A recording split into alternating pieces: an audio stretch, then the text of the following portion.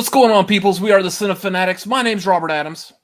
I'm Chris Adams. And we just got out of seeing Thor Love and Thunder. I know today's Sunday, but I mean, we just got out of it, and today's still Thursday for some weird reason. Thursday. Anyway, it's Thor's Day. Happy Thor's Day, everyone, from 3 days ago or so.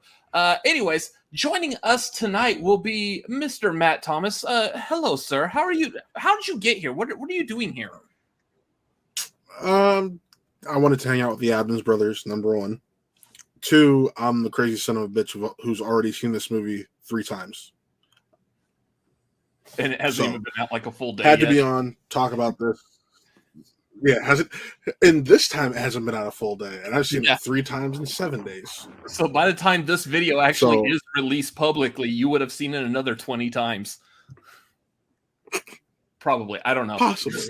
This video is not about my mathing skills. This is about covering over the Deconstructed trailer that I made back when this trailer first came out. Actually, this was after the second trailer came out, so I combined both the teaser and the second full trailer into one Deconstructed trailer, trying to guess what I think was going to happen in this movie just by re-editing it around, adding some humor in, trying to guess, and yeah. Was he correct? Yeah, now that we've seen the movie, it's time to go in. Let's see if I was correct on this and also give some thoughts into the movie. So let's jump into this. Careful, we're going to copyright ourselves here. I'm the one that made this. Self-DMCA, let's do it. Welcome to Trailers Deconstructed, where we take a movie trailer and reorder it in the way that we think the movie will actually That's the go. idea of this, is it the way re-editing will the actually trailer go? into Who like knows? the actual chronological What are your theories? order. Let us know down below and come back after the movie's released to see how close we all were. Let's begin. We start the movie with the Marvel Studios logo because, duh, and the title. Well, wait, actually, we're not going to do the title yet. We'll do the title at the end of this one. Okay, so real quick with that. Already. The Marvel Studios logo. So the movie opened up with like the origin of Gore, which was awesome. And then it showed the Marvel Studios logo. Yes. So I mean, wrong there, but then it goes into this. It goes into Cord talking to the kids, and they don't do the title until the end. So nailed that. Yes, you did. I do like the tease on this that he's talking to the kids. I can't remember in the movie, like at what part in the movie was this actually happening? Literally right now. You are absolutely correct. It happens immediately after because it starts off with the black screen voiceover and then it pans into the shot. No, I meant like in the storyline of the movie itself. At what point, where in the story is he talking to the kids? The very beginning. That's not what I'm saying. Yes, it is. It is what you're saying. It is exactly what you're saying. It's the very beginning. After like this whole movie's already gone through. No, this is the beginning. So this is the beginning. This is when he's talking about Thor's wanting to take the break, figure out who he is. This is the beginning. You were absolutely correct. And this is before the fight that Thor has with because he tells the story twice. Yeah, he tells the story twice. He tells it before the interaction with the Guardians, and then he tells this Jane Foster version of the story towards the end. I'm glad this is the things I don't have to think about when I'm editing, doing the Deconstructed trailer editing. So remember, they have the battle and then they leave the planet. Mm-hmm. So Korg is not telling these kids this story after they've left the planet because they don't come back to the planet. That's right. Correct. Okay. So it's at the beginning. Yeah. Love the fact that I nailed this correctly. But I mean, I feel like this is kind of a gimme. I felt like it kind of was. This was a framing device. Yeah. Yeah. Real quick though, can we talk about how that was possibly the best Marvel music intro we've gotten in this series? Yeah. For on the logo. Oh yeah, on the logo, just the slow and then the hardcore rock. I was like, oh yeah. I was saying, I think that was the part where I turned to Chris and I was like, this sounds like something Eddie would be playing standing on top of his trailer at the end of a Stranger Things season. That's what it sounded like. But yeah, the music in this whole movie was. And I made the joke in the theater, and then I kind of alluded to it on our quick 2-minute review. This whole movie is basically a Guns N' Roses greatest hits. Yeah. So I love now that you've seen the movie, and we can touch on this later. But after seeing the movie, I now understand the full usage of "Sweet Child of Mine" being in the trailer. Yes. So Anyways, moving on. Korg is telling a bunch of kids the story of the Space Viking. And we are left watching Thor go through puberty and get back into shape after that gut in Endgame. Wait a minute, I need to take notes on this. I want to know how to lose that thing. Anyways, he's having a lot of fun palling around with the Asgardians of the galaxy, going on different adventures, but then he decides it's time to take a break. My superheroing days are over. Well, they are over until Quill and Nebula come to him with the problem. See, these blue aliens of Centauri 3, 5, 24, whatever, are dealing with a really bad flea problem, as evidenced by this guy wearing the Cone of Shame. Of course, Thor wins. All right, so pausing on that real quick. So all of that, for the most part, was correct, with the exception it wasn't Quill and Nebula. It was Quill and Mantis coming up. You just couldn't tell from the silhouettes of them climbing up that rock if you couldn't see Mantis's antennae, whatever, coming off. But, I mean, for the most part, the rest of that was correct. They didn't actually, I don't recall them saying what planet they were on. They never did.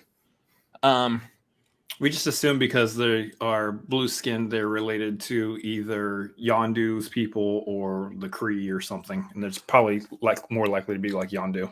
Yeah. So the thing I thought was interesting was this different lighting. Yeah. So in the movie, this shot is actually orange. It wasn't purple. It's like midday, and in this, it's looking like sun setting. It's like, yeah. So what I'm wondering, and I don't know why, and there's going to be a couple of this as we're going through this trailer. I'm wondering if they're doing this to kind of like hide who they're fighting. Yeah. Not that it actually matters, because it was a bunch of like Muppet looking things from like the Dark Crystal back in the 80s. That was awesome, by the way. They were cool looking, but as soon as I saw them, I was like, when did they get like Jim Henson Studios on this? And I will say this isn't the only part of the trailer of this deconstructed trailer that's going to happen. There's something later on that you'll be able to see. Oh yeah, there's a big one later. Yeah. So I can tell you probably why they did this, which is weird because we know that usually with trailers they'll release footage before the visual effects are actually completely done. Mm-hmm. And that being said, this is what makes this weird, is because obviously this movie came out not too long after the trailer. I mean, it was like a month and a half from trailer to actual movie being released. Yeah. So give or take. So this could be a situation where they were just running through the last minute visual effect cleanups on some of this alien group that they were fighting here. So they probably were just trying to hide in the trailer. As like movies typically do, if you have like not the best quality of special effects, especially if it's going to be like CGI or whatever, you typically shoot it in the dark. It's a cool shot. Yeah, it's definitely cool shot. I love the coloring of this. It just wasn't complete yet. Yeah, in orange it wasn't that bad looking either. I just really liked it. I preferred it purple. Yeah. The thing with this, and this was what was funny, me watching this movie today, is that this is the first time I've done a deconstructed trailer and watched the movie that I did the deconstructed trailer on. I'm sitting here watching this movie, trying to enjoy the movie, but while I'm watching it, I'm like, there's that shot from the trailer. Because, of course, since I had to edit this, I've seen this damn trailer like 50 billion times. Yeah. Between this, as of right now, this second, while we're recording this, I've done the deconstructed trailer of this and of Black Adam, and I'm tired of watching both those trailers. They played the Black Adam trailer before this as well, and I was like, I wasn't lucky enough to get the Black Adam trailer. We got the Avatar trailer, which we got that also. Each time I see that trailer, I get more and more excited for that movie. I'm not even gonna lie. I kind of do too, but you don't want to admit it. You feel shameful for admitting it. I'm gonna own it here pretty soon. I'm about to own it. That music gets me every time, but anyway. Anyways, yeah, for the most part, this was all correct. Anyways, there's a lot of stuff in this trailer that I can't wait to cover. This one shot in particular, because it was purple and it didn't match anything else that we saw in the trailer. This was probably the one shot. It was either this shot and the shot of him on a boat kissing the blue-haired woman that we've already passed. Both of those shots had like nothing I could derive that correlated with other shots. And so I was like, these shots just, I don't know where to stick them. Here, I'm going to put it in here. And you still somehow put them in order. And I still somehow got it in order too. Like, got it. Thor wins. But then Gore, the turnip farmer, loses his family from starvation because they just absolutely cannot stand turnips, acquires All Black, the Necro Sword, and wait, that was like the nerdiest thing I think I've ever said, and sets off on a journey to make sure All gods will die. Okay, so you just move that to the front. You're all good. yeah, damn near. Almost. That was all of that was pretty much at the front. The shot of him getting the sword, it wasn't on a beach, Right. It's just, that's the one I'm like, I know people involved have said, yeah, there's like a 4-hour cut, and I was talking to Pat Montyverse, if you guys know him. Yeah. And he's like, I want that cut because I feel like this should have been 2 separate movies. Well, that shot of the Necro Sword coming up was that still happened. That we still saw the sword come up and meet his hand like that, Right? But it wasn't with the beach background, which is kind of the same from the trailer of Ragnarok. We saw Hela destroying Mjolnir in what looked like an alley. New York In the alley movie was it was in Norway. So that was strange. But I mean, most of the stuff I said about Gore there was just because of knowing his Gore comic origins. So that one I wasn't going to get wrong just because that's Gore. But it's altered slightly for the movie. Skeleton and claws. I mean, you can't get that wrong. That has nothing to do with the movie. Yeah. It was altered slightly for the movie, though, in that it wasn't his a whole family. It was just his daughter who was dying. Yeah, but you could argue the whole family it ended up being him and his daughter at the end, and then she. So I mean, he's not wrong. I'm giving it to him. It would be an interpretation of the term whole family. Yes. Yeah. But anyways, and then of course I have it cut to like this like fake ad that kind of starts off like as a tourist thing going to New Asgard, which this was kind of true too. Yep. Tired of the world falling apart around you? Come visit New Asgard. Led by King Valkyrie, who receives disturbing news that New Asgard is soon to be under attack, causing Thor to pop his collar like an early 2000s douchebag, and parts ways with the Guardians of the Galaxy, but not before asking Star-Lord who hid the pickle. Not me. Well, then it must have been Thor. Also not in the movie. Right. Yep. Wait, what the hell was that noise? Well, you're right. And Valkyrie wasn't there. Yeah, that was one of the shots. It's like, so Valkyrie's supposed to show up at that moment, right? And I'm sitting here, I'm like, well, she also the one piece of information you got wrong is she didn't find out ahead of time New Asgard was going to be in trouble. That's the one piece. Yeah. it's interesting that she's right there because she wasn't on that planet at all. No, she never visited. So that was what I was getting from the trailer, is that they somehow get notified that like Gore or some trouble is going to be coming. So she goes and finds Thor, reaches out to Thor, asks him for help, and that's why he's separating from the Guardians. Kind of, sort of. I mean, he does get notified about Gore, but from Sif. Yeah, and we had no indication about Sif in this movie at all from the trailer at all. I think what happened was this was the original idea, the original cut. They were going to run with that if Jamie Alexander couldn't come back in any capacity. Well, no, because we knew Jamie Alexander was coming back even before the movie started, because they said we were going to get Sif in some form. Yeah. And so I heard that, and I just didn't remember it until seeing her in the movie today, and I was like, oh yeah. Right. So what I think happened is that they just used the footage from this version that they shot before Jamie Alexander actually came on board. Mm-hmm. Which is interesting because there's that shot of them. We'll see it here, but the shot of them on like that snow planet with that gigantic dead whatever thing that was the shot that was in the comics. Yeah. That the only reason they went there is to get Sif. Get Sif. Mm.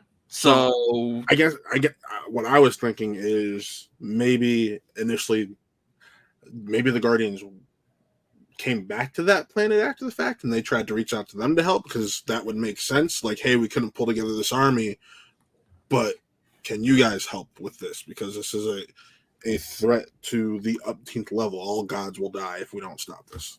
Yeah, potentially. The other thing interesting here, and I can't remember if I actually said it in this trailer, but looking at the background, this looked exactly like Sakaar Yes. With all the junk and everything. And I think everyone watching the trailer was thinking somehow they're back on Sakaar. And especially right before this movie came out, we were told that there were scenes with the Grandmaster that were deleted. The Grandmaster, Jeff Goldblum, was supposed to be in this movie, but his scenes got cut. So that made sense because it looked like they were on Sakaar when it's not actually Sakaar. It's their gigantic temple to the blue people with the cone of shame around his head collapsed. But I mean, it looked exactly like it, like so. Yeah. But yeah, it's interesting because Valkyrie here is also in her like battle costume, which she doesn't wear until like the final battle, like at the end of towards the end of the movie. I think she does on the black and white. She leaves Asgard in it. She's wearing that one because she's like, I got the speaker, and you see her in that outfit when she's jamming out to the speaker. Yeah. Oh, that's right. Yeah. Okay. One more time? I wish that was in the movie. I wanted to see what I thought you said. of that. And so the Guardians depart, but someone plug in Thor because he's going from Jack Burton to jacked up. Speaking of jacked up, looks like Natalie Portman was summoned by the cosmic gods and given the powers of Thor. Not so mighty Thor arrives in... Sort of. That shot doesn't happen until the end, but all of that was off screen. We saw her looking at the remnants of Mjolnir, and they were starting to electrify and collect, and then we don't see her actually transform and get used to being Thor.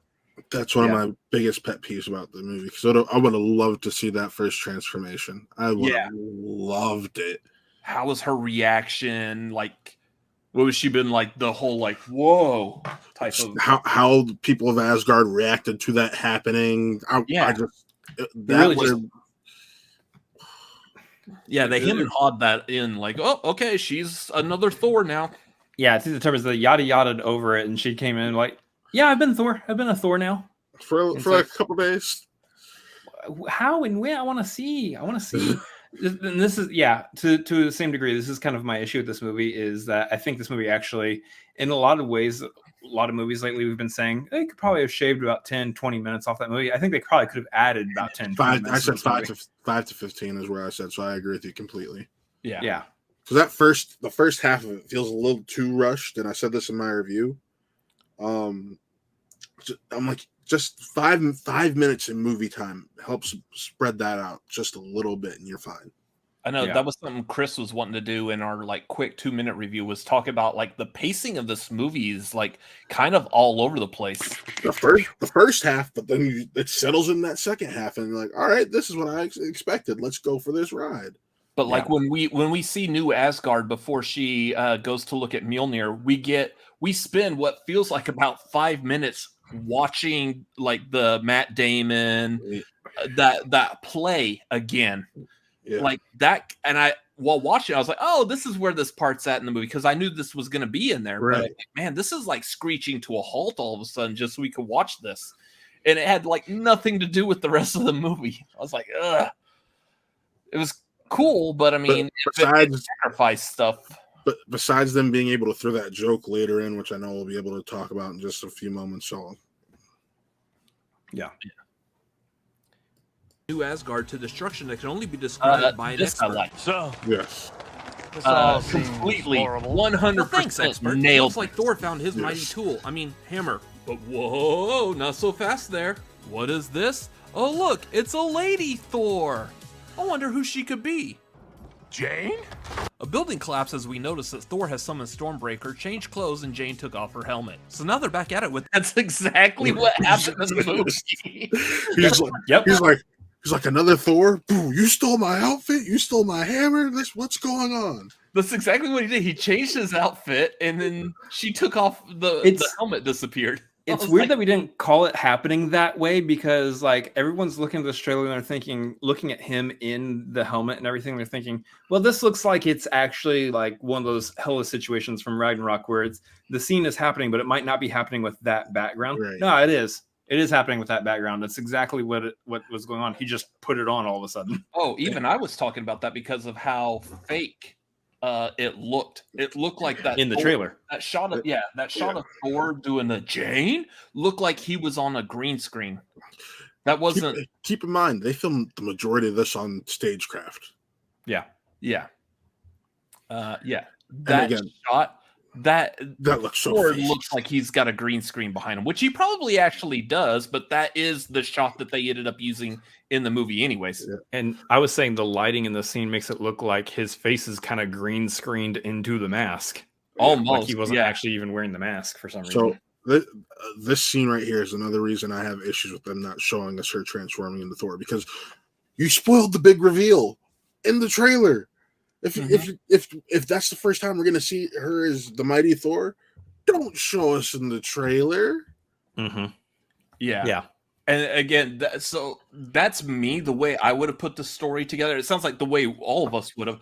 That was why the shots of her in that, what looked like the Temple of the Gods, that's why I was placing that before, because that would make logical sense. We would see her going to this temple and being given this power through Mjolnir.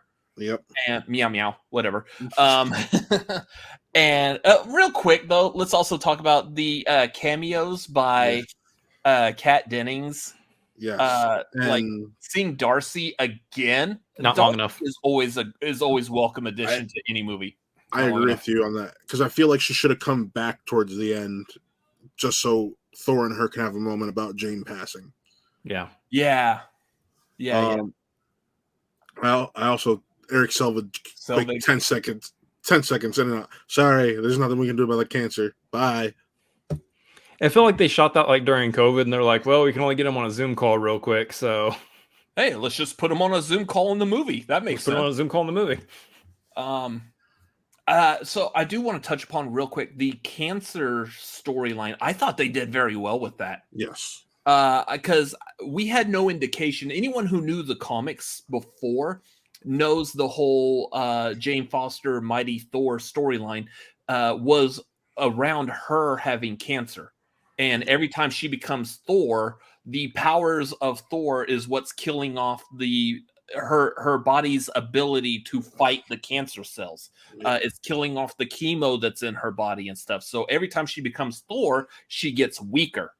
They kind of sort of talked about that in the movie, but not directly in the way that they did in the comics. They just waited till the end and made it brief. And I mean, I'll say this, and my fiance back, funny story. So Jane Foster's Thor, Sam Wilson's Captain America, and Miles Morales' Spider-Man are my whole eternity when it comes to Marvel Comics. My girlfriend fiance a while ago said, yeah, I think I want to do a gender-bent Thor cosplay. And I said to her, I'm like, you know that there's a female Thor. And she's like, excuse me? That already exists. I'm like, yeah, it's the Mighty Thor. And I pull out my comic box, and I pulled out all my issues of those runs and handed it to her. And now I no longer own them, and they are technically in her possession. Mine now, not yours. Mine. Yeah, but this has become the Mighty Thor has become her favorite comic character, and she's loved this film because of it. Mm-hmm. It's like, here's your source material. Have fun. I do like, and I was telling my brother also, if you notice while watching the movie, there's definitely like the shots of Jane before becoming Thor. She is like thinner.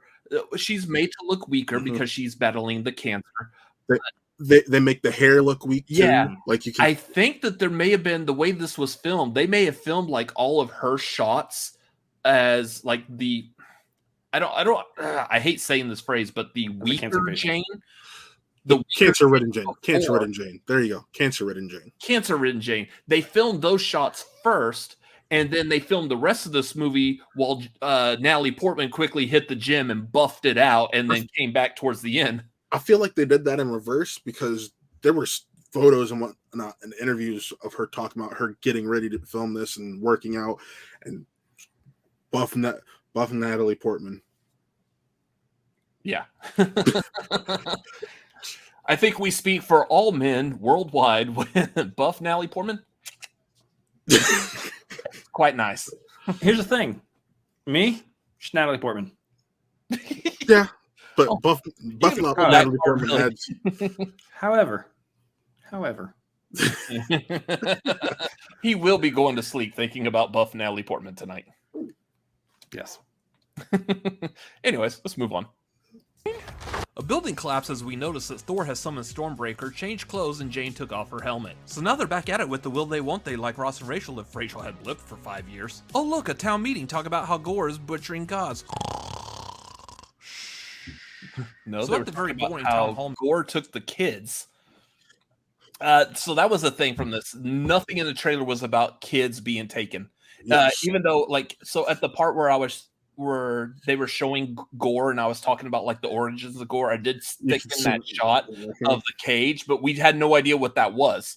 It just looked like I was like, oh, must be something related like to Gore and his like show. a hut for him, because that's what it looks like from afar. But yeah, after watching the movie, knowing that was like the cage that the kids were in. Yeah. These goats were annoying as hell, though. So you and my co-founder Nick feel the same way. He saw it last week with me, and today he took his girlfriend with us, and he just kept putting his hand on his face anytime. Yeah, this joke was overplayed earlier. This joke with the goats, introduce them, funny, good stuff, love it. Nice little callback to internet humor from like a few years ago. Yeah, it's fine, it's good. The next 5 times they did the joke, no, overplayed. So if y'all didn't have a basically 8-year-old sitting right next to you, my godson, I took him, and he was laughing. Like I don't care for the goats all that much, but seeing how a kid reacts to it makes you feel a little bit different. It must not be it must be for the younger demographic. It probably was, because you want to know what he did immediately after every scene? Bah! That's cute, but yeah. Like, so Chris and I were talking after watching it, and he was saying, you were talking about like it was great, do it the first time, do it like a couple of times here and there, but then you don't do it again until that shot of them going to, was it the shadow realm planet, where they just crash into the planet, and then like you hear silence except for the goat. Like that's funny. It's the rule of 3 when it comes to jokes. You do not do it 5, 6, 7, 8 times. You do it 3 times, and you nail the punchline on that third one. Yeah, that would have been the perfect. Just knock it out there and leave it as is. That was Nick's least favorite one, because he's like, you just set up what might be the most beautiful scene Marvel has ever filmed. Yeah, and it gets ruined by a goat yell. Yeah. Yeah, it's a weird balance. Taika Waititi is like he's great. He's great, but man, just some of these like one side or the other choices. Anyways, a decision was made to go consult with Zeus on Planet Olympus, Mount Olympus, Archipelago Olympus, Bifrost style. Let's go! Whee! But I mean, that is where they actually. Are we there yet? Oh God, look out! And then a fight breaks out because, let's face it, you break into my house, I get why I messed this up. That is until Big Zaddy Zeus steps in and stops the fight and captures. I kind of want to stop. Like, it's his robe. I did not think of the fact that they may have been left their boat and the goats outside.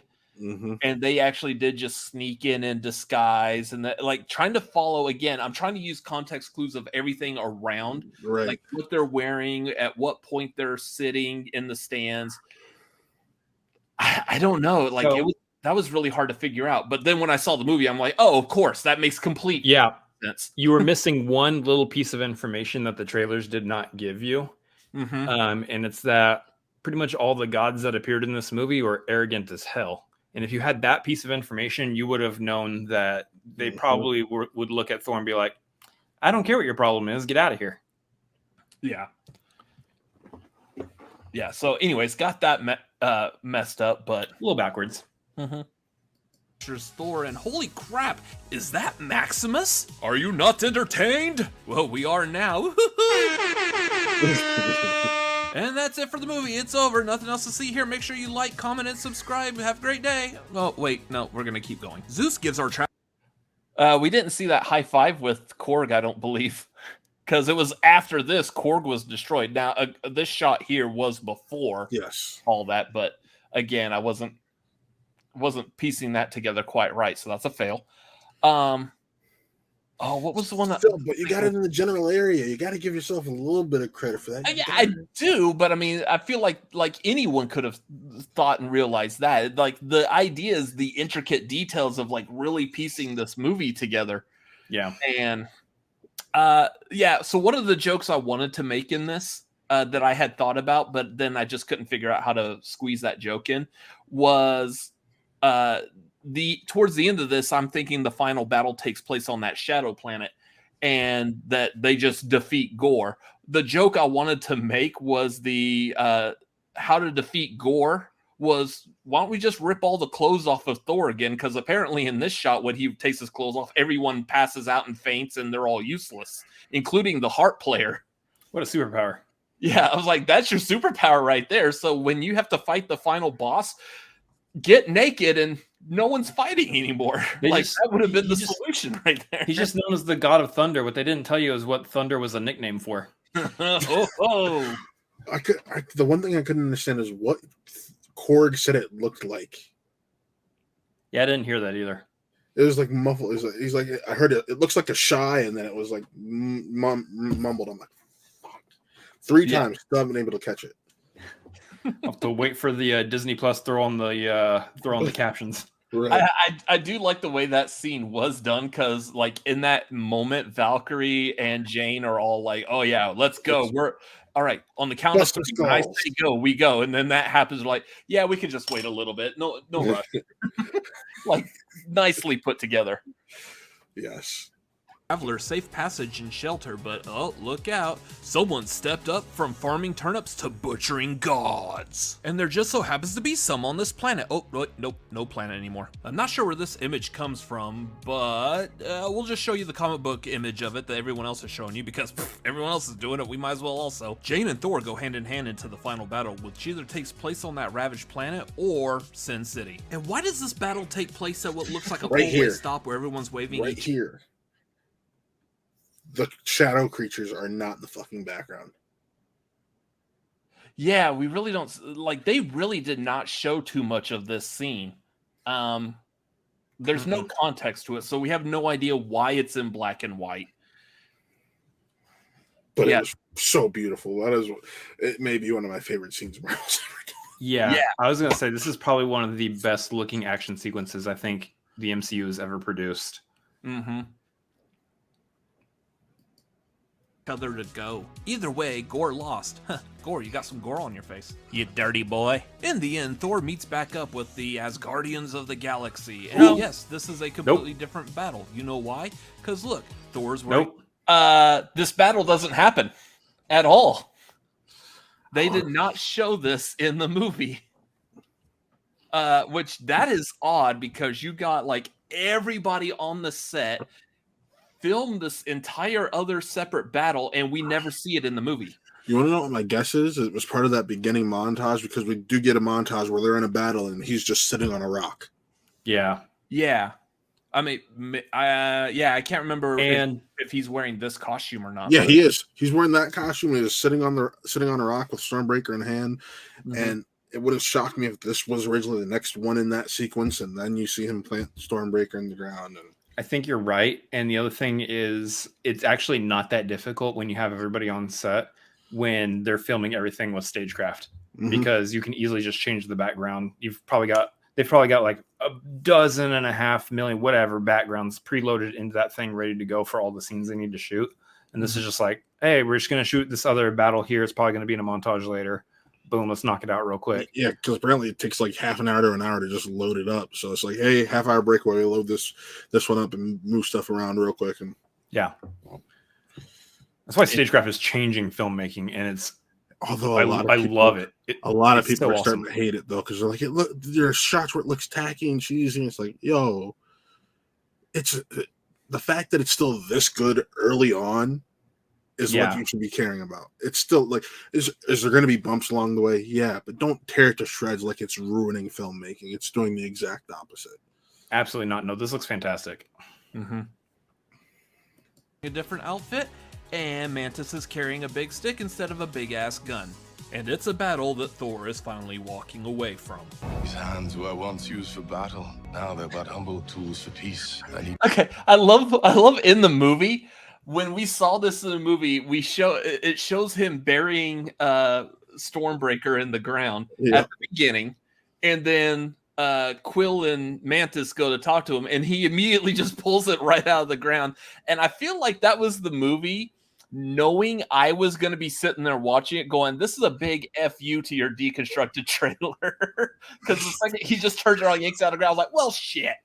I'm also yanks out of the ground, and then it had all the freaking roots.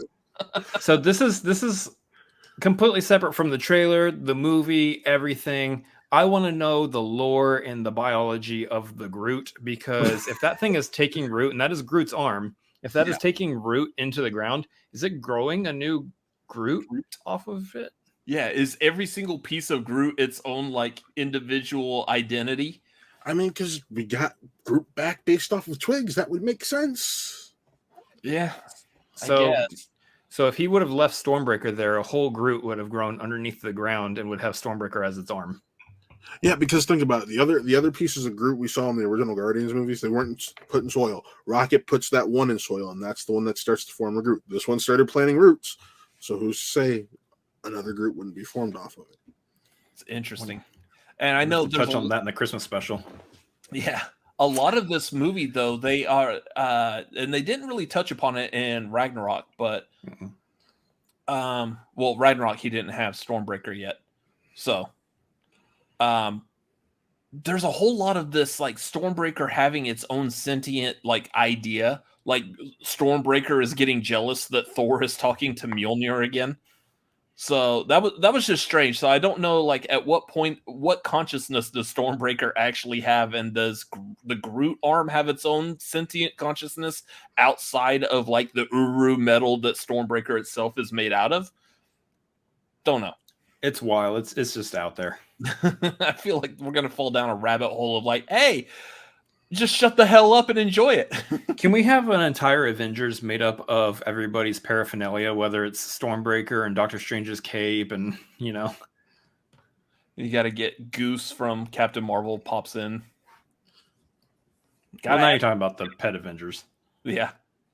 To figure out exactly who I am. Which finally leaves us with the title. Roll credits. Of course, nailed that. Hello, everyone. What did you think of that video? Let us know your theories. Okay. Anyways. Yeah, so the Deconstructed trailer, I feel pretty good about that. I feel like I nailed like a lot of that. I was kind of feeling like it was a 50-50. I told you it's like 60-66. Yeah, so for that being the first time I actually just sat down, analyzed the trailer, and edited that around, I feel pretty good about that. I feel like that was pretty successful in that. I feel like there's really only two spots, well, maybe 2.5, 3 spots that you missed, which was the stuff in Zeus's home, and then you had the stuff on the Shadow Realm planet not actually being the final fight, because they didn't touch on eternity or any of that stuff in the trailer at all, which I'm very thankful for. Yes, thank you for that. Besides the one scene of Jane coming in, we didn't get anything from that. Yeah, and then just the stuff with the Guardians at the end, and the kids, because of course they didn't show us the kids at all too. Yeah, and there wasn't anything with the Guardians at the end. It was just him and his new daughter. Yeah. So the stuff that we didn't get alluded to in the trailer, so therefore we really didn't talk about while going through that trailer again. The stuff with Eternity. First of all, Eternity was gorgeous. They did Eternity like perfectly. Mm-hmm. Yeah, I loved all of that, and at first, like I remember at the beginning, they're mentioning eternity. I was like, "Are they just using the word?" And then they showed like the outline. I was like, "Oh, they're actually showing eternity, the being from the Marvel comics." Yeah, they got him looking perfect. Him, whatever eternity is, I don't know. I don't know. I don't know Eternity's pronouns. Eternity is a him. Okay. Yeah. And then Infinity, the sister counterpart, is a her. Oh, that's right. Okay. So Eternity looks like he was ripped directly out of the comics. Like it's a 1-to-1, even down to the design of the stars. Yeah, that was insane. I like the so the ending of the movie, real quick, is like Gore dies, and Thor just adopts Gore's daughter, Love. First of all, I love the fact that it is Chris Hemsworth's real kid in real life. I thought it was. It looks enough like him and his wife. I'm like, I think that's his daughter. I didn't look in the credits or anything because I keep forgetting to. But yeah, that was his real daughter. Of course, his wife, Elsa Pataki, was also in the movie again. She's the wolf woman. She was the wolf woman that was making out with Thor at the beginning while they were riding on a wolf. A woman wolf. Don't forget it wolf. was a woman wolf. Yes. So he was making out with a wolf woman while riding a woman wolf. Yes. Something like that. Yep, that is exactly what it was. So I thought that was funny because I was like, okay, well, apparently we're setting up the idea that if Thor gets to kiss Natalie Portman, then he also has to kiss his wife in the movie as well. Because the same thing happened in Dark World. Yeah. At the very last shot, I think it was like a post-credit shot that shows Thor coming back to Earth. Oh, yeah, because Natalie Portman wasn't available. They just shot. Yeah, so since she wasn't available, they just got his wife, who was on set, to act like Natalie Portman's Jane. Put a wig on and just run over to him. Yeah. So I thought that was funny. And then, of course, the movie ends with the words "Thor will return." So we're getting another Thor movie. I mean, after that first post-credit scene, I'm pretty sure we're getting another Thor movie. Yeah. So yeah, we're getting Hercules in this. That was interesting because Roy Kent. Yeah, we were all guessing that if they're going to introduce Zeus, we've got to introduce Hercules. And they mentioned Hercules by name earlier in the film too, before they even go on to Omnipotent City. Yeah. So I mean, that was nice little surprise. I'm wondering what they do with him in that, but I am down for this casting too. Like, here's the thing: at the time that we're doing this, we have yet to watch Ted Lasso.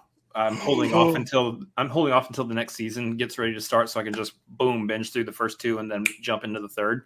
I don't want to watch the first two and then be like, I want more Ted Lasso, and then not have it till the third season starts. Chris, that's where you become like the rest of us and just rewatch it all the time because it's such a hurtful warming show. I have a feeling that'll happen, but I do know that Brett Goldstein plays Roy Kent from that, and that he's a really good character in Ted Lasso. And just knowing that he's got such popularity from Ted Lasso, I'm like looking at him, and then I'm looking at Hercules, and I'm like, yeah, I can see that. That's a good choice. And I love how they had the headpiece and everything too. I was like, yep. They did his costume damn near exactly as it is in the comics, which again, I love the fact that we're getting into this now where they're it's not already on Wikipedia. Yeah, they're not afraid to do that. It gives me hope for when we see Wolverine in the MCU and he's actually going to be back in his blue and yellow costume. Played by Taron Egerton, right? I think we're on board with Team Docker Montgomery. I could deal with Docker. It's just Docker's taller. That's my only issue there. I don't think size matters anymore, contrary to what 1998 Godzilla's promotional campaign told us. I'm just talking about Taron Egerton's shorter and he's a little bit stockier because of that. So I wouldn't mind my boy Taron. I probably wouldn't mind either one. I think I see more of Dr. Montgomery just because of his characters that we've seen in Stranger Things. He's had that gruffer attitude. We haven't seen that much in Taron Egerton's movies. Fair. We're apparently going to see it in this Apple TV. Yeah, we're about to see it in this Apple TV show, Black Box or whatever. That's Blackbird. That's what it is. So I'm excited for that. That drops tomorrow, actually. So I know what I'll be doing. Or no, it's already out because this is Sunday. Yeah. So you've seen it already. It's pretty good, right? You would recommend it? Yeah, definitely. Man, you better hope it's good. I'm hoping. Wait, when do you have time to watch it? Because you got to go watch Thor: Love and Thunder another 20 times. So you know what? We'll see. I also got to go back to work. Yeah. We'll say that like there's a lot of like really good stuff to love about this. Can we like talk about some of the actors real quick? Yeah. Oh yeah. Because like first of all, I'm team Natalie Portman no matter what. But her in the Mighty Thor and portraying Mighty Thor and the whole storyline, I know we touched on it a little bit already, but just everything about Thor and Jane in general, like I was locked in on Jane's entire story, and I was absolutely locked in on them as a couple in this one. I know like people talk about their chemistry not being so great in the prior movies, but this one I feel like they nailed. Oh, I agree 110%. I think one thing Taika has been able to do, I know this movie has been divisive for some people, but one thing that Taika has been able to do in his 2 Thor films is make these real, genuine connections between characters. Like, whether you get a better idea of the connection between Thor and Hulk, or him being able to use emotion and past history to form a connection with Valkyrie, and so on and so forth. Taika's done a fantastic job of that, and even though he can't remember Natalie Portman has already been in a Star Wars movie, he's just I think this further cements him as an actor's director. You know what I mean? Yeah. Like people are gonna want to work with him. Like he's gonna be the director. Like I'm doing a movie. Want to work with me? Yeah, sure, absolutely. I'm pretty sure that's why Christian Bale signed on to do an MCU movie, because of Taika. That's why Natalie Portman came back. Yeah. Granted, Christian, my buddy Nick made a very apt comparison. He said Christian Bale is very Palpatine in Episode 3-esque in this film. I can see that. Yeah, I can see that. He's not.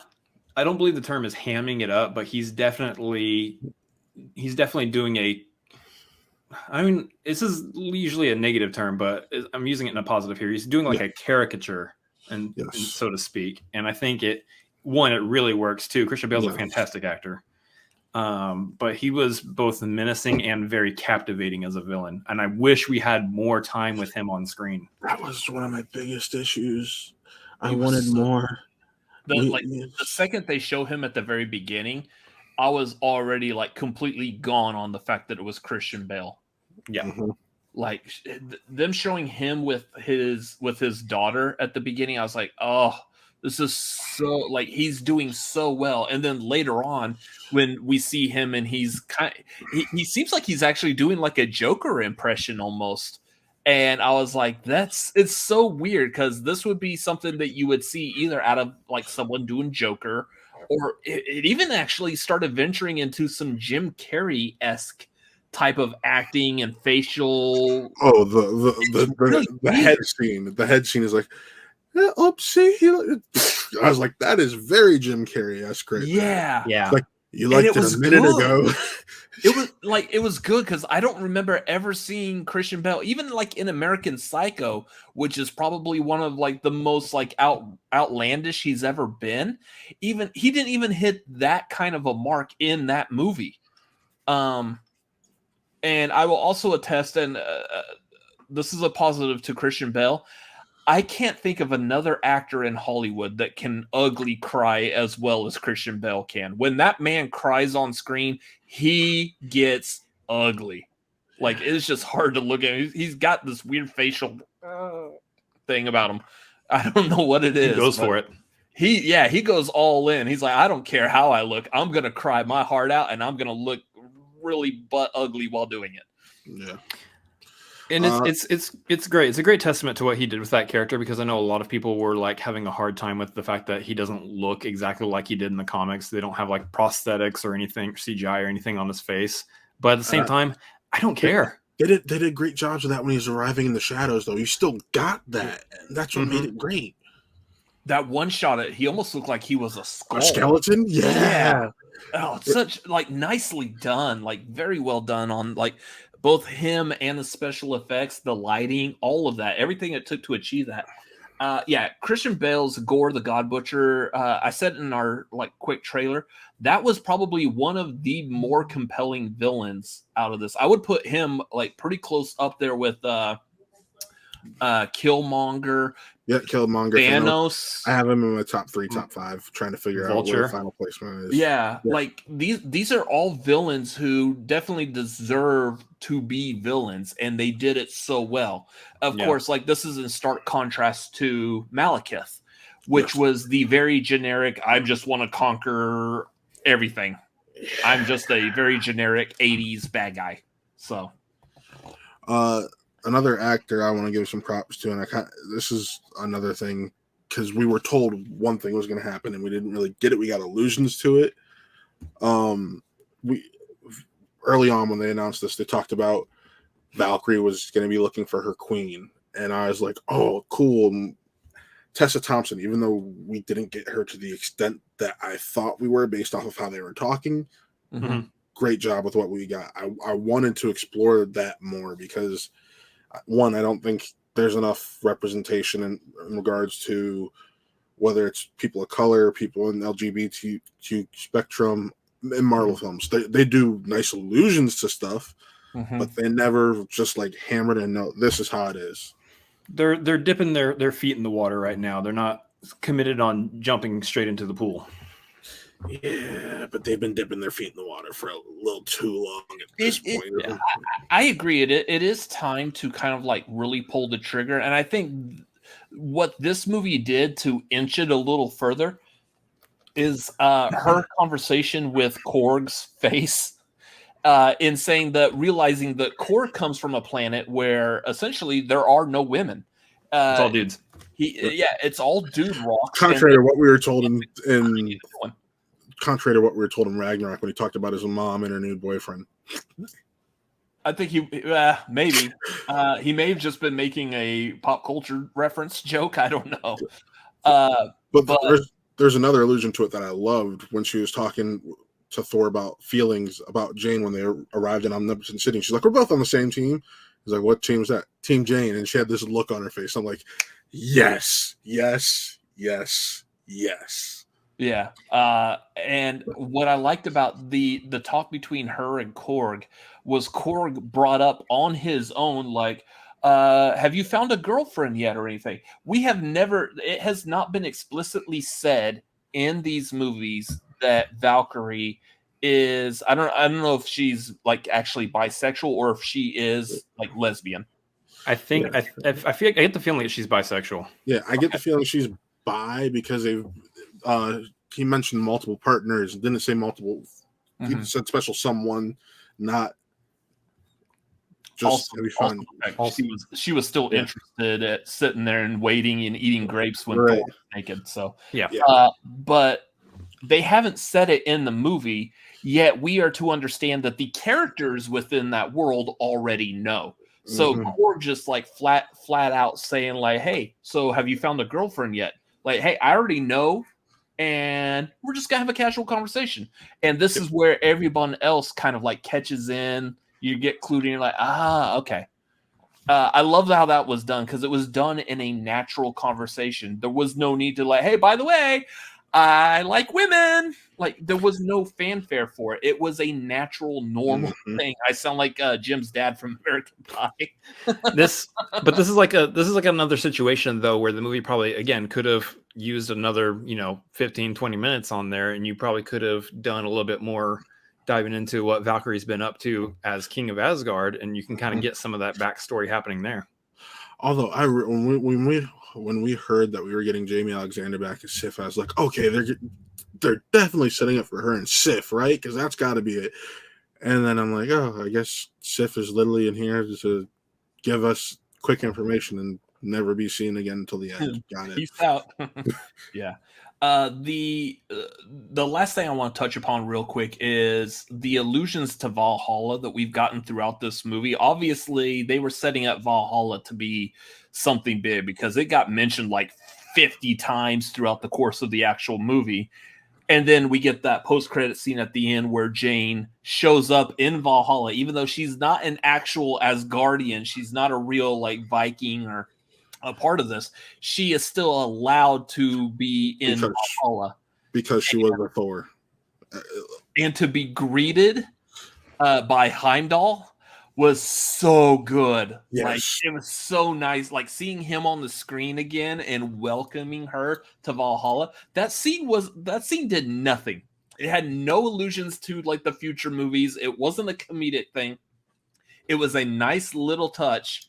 It might have some allusions to future movies. It was a nice little, like cherry on top that we didn't necessarily need, and I loved it.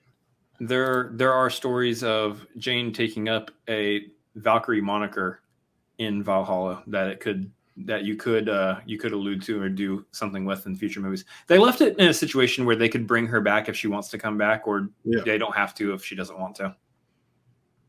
I think for her going forward, it's always going to depend on who the director is and what the story is. Yeah. And I loved that scene. I also did love getting Heimdall's son. Axel. New character, never heard of before. And apparently Heimdall has a son, and yeah, kid's kind of badass. Yeah. The whole scene with the kids during the climax was just awesome. Oh yeah.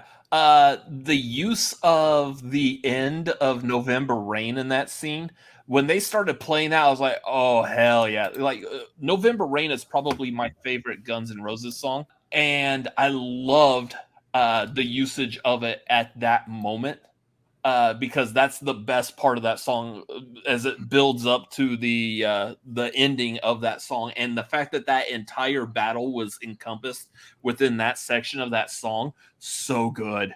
Yeah. Like I was sitting there rocking out in my seat while they were showing that. I was like, yes, give it to me. Again, this whole movie was like Guns N' Roses' greatest hits, but yes, it was. But yeah, seeing the kids like all empowered by Thor, the girl that's got the little bunny shooting, I guess it's shooting lasers out of its eyes or something like that. The lightning, shooting lightning, because shooting lightning out of its eyes. So good. Like I'm kind of sad that wasn't in the trailer before. I get why it wasn't, but like I feel like that's one of those things that had even a shot of that bit in the trailer, I would have been like, I don't know what the hell to do with this. But it would have been fun to try to guess. And that's what I want to do in the future with these deconstructed trailers, is especially like Marvel movies and the DC movies. Like there's a whole lot of Black Adam that we didn't see in the Black Adam trailer. There's a gigantic like red demonic villain. I forgot its name, but there's a whole like actual supervillain in Black Adam that was not in the trailer at all. So I'm trying to do a deconstructed trailer. I'm like, and that's it for the movie. Everyone's defeated. Like there's so much more to that movie, and I know I will have to go back and do that one again when the next trailer comes out. Hey, to be fair, we all know Sony will always make your life easy with their Marvel trailers. Oh yeah. They're going to show us everything. So I would like it if they made his life even easier and just stopped making movies. All right, let's just don't even worry about the trailer. Sell ourselves, and then we get sell ourselves, and then Marvel gets Spider-Man back because we sold ourselves. So that's what they got to do.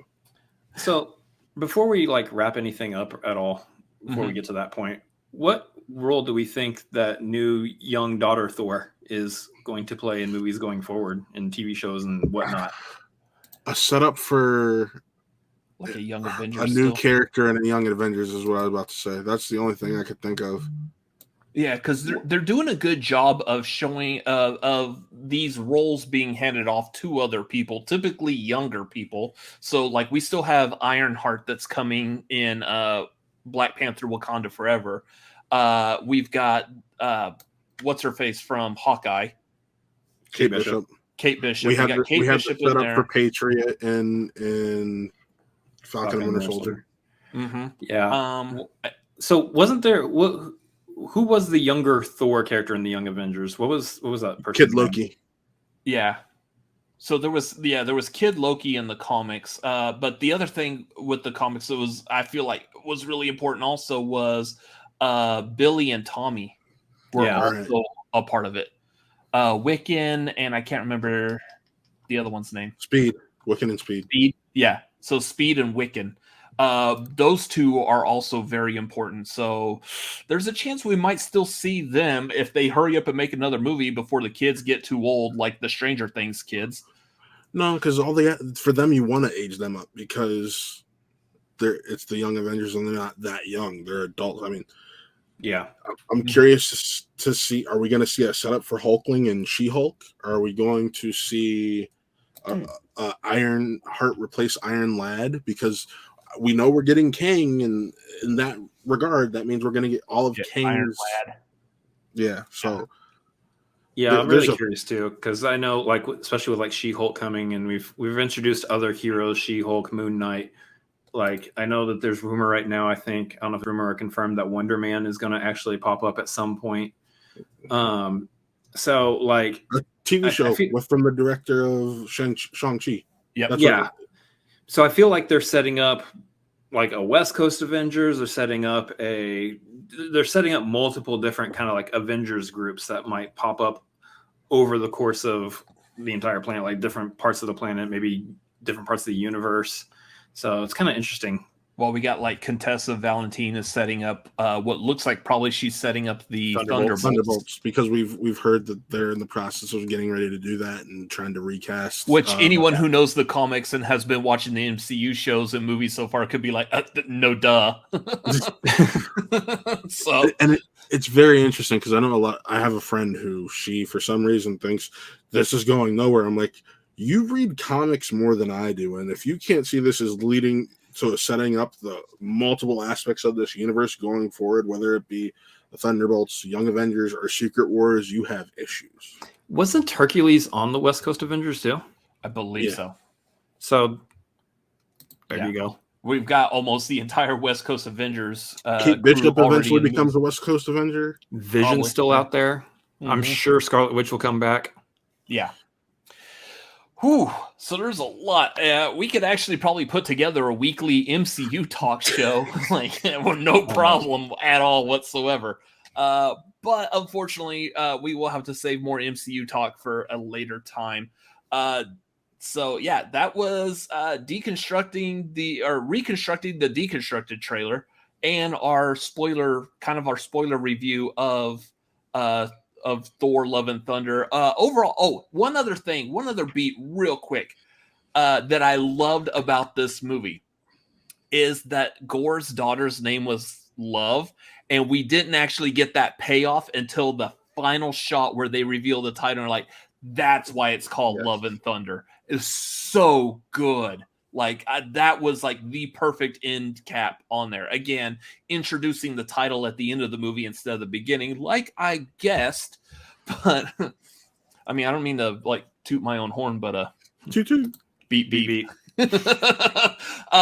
Anyways, I love that moment in the movie, and that was probably like what really helped sell like that ending. Oh, so good. Yeah. Anyways, real quick, overall, what do you feel like your thoughts are on this movie, especially if you're going to compare to like other MCU, other Thor movies? Chris? So, yeah, for me, it's definitely, I like it. It's not the top of MCU for me. It's not the bottom. I feel like this movie fits squarely somewhere in the middle of the MCU in MCU movies. If it weren't for the I feel like maybe just slightly too much Taika-ness and not enough runtime to fit everything in that needed to be there. If it weren't for those two aspects, I would say this would be a lot higher on my list. But for me right now, there's two things that working against each other there. There's some good stuff in the movie, but there's also just the humor is just too over the top for me at times. So it fits pretty solidly in the middle of the pack, I think. Matt? I did rank this because last night after I saw it for the second time, or for y'all on Wednesday when I saw it for the second time, and let me pull up my list because I sent it to a friend earlier. My final ranking for this, I have it at number 9. I have it as my 9th favorite MCU film. Wow. And funny thing, so apparently teenage Thor was Chris Hemsworth's son. Nice. Kid Thor, not teenage Thor, Kid Thor. The shot of him running. I think I feel like I knew that already from the trailer because like people were saying in the trailer, "Oh, that's Chris Hemsworth's son running in that opening montage scene." So it's just becoming a family affair at this point. Apparently, yeah. Brothers playing him. Yeah. Where's Liam gonna pop on at? Somewhere, definitely. Liam's one of those ones too well known that you can't. Yeah. I would probably agree with my brother. This is probably like a middle of the pack. I think I liked Ragnarok more, but I definitely like this more than Dark World. But I feel like that's not hard to really beat. Dark World is usually commonly at the bottom of most everyone's list. So, anyways, so that is going to do it for this. Real quick, Matt, where can the good people find you at? When my internet isn't dropping, you can find me over at Watt Real Entertainment. I used to talk about Shred on there. We still are. We're going to finish out the season. But you'll also see me talk about sports, movies, TV, my reviews, all that fun stuff. So go ahead and check that out right over there. Watt Real Entertainment, WATREEL Entertainment. All right. Dope. Chris. Yes, you can find me at Chris Adams MLP, specifically on Twitter, Instagram, and Letterboxd, as well as twitch.tv/Chris Adams MLP, where I'm streaming and playing and having some fun. Sundays are our game nights with the family. It's the family game nights, guys. Come play Jackbox with us on Sundays. Just don't bring all the family, because that's not necessarily family friendly.